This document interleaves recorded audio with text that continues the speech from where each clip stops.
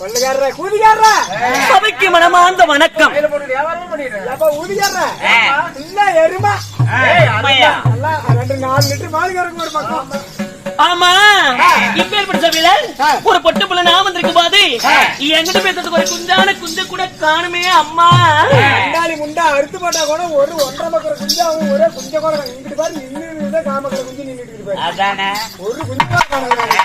ஒரு கண்ணை வச்சுக்கிட்டு ஓ கொள்ளுகார மாமா. ஆமா நான் யாருகிட்ட தான் போறதே? போறத முடிப்பு கோயில பூஜாரிட்டு போ.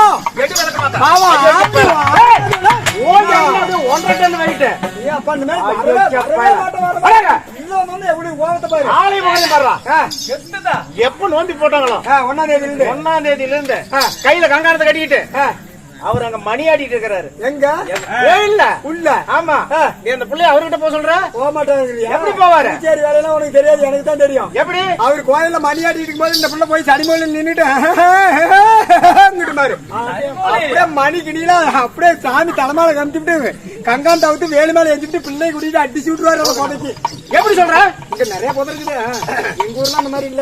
எப்படி சொல்ற? எங்க காளையா கோயிலுக்கு நான் குண்டா இருக்கிறதுக்கு நான் சரியாண்டு ஊத்துக்கிட்டேன் அடிவாரத்துல இருக்குது. ஆமா காளையா கோயிலுக்கு குண்டா இருக்கிறதுக்கு நான் அங்க கட்டினேன். சரி சரி சரி. அப்ப அரூர்ல இருந்து உரம்புறே அந்த பிள்ளை ஒல்லியா செவப்பா எனக்கு பிடிச்ச மாதிரி செட் ஆகி போச்சு. அப்பயே பண்ணிக்கிட்டா தான் அரூருக்கு வண்டி எடுத்துட்டு போனோமா வண்டிக்கு வண்டி பிடிக்கிட்டு விட்டுருவாங்க, அல்லாலே ஓடி போடுவாங்க. பார்த்தேன் சாமி கையில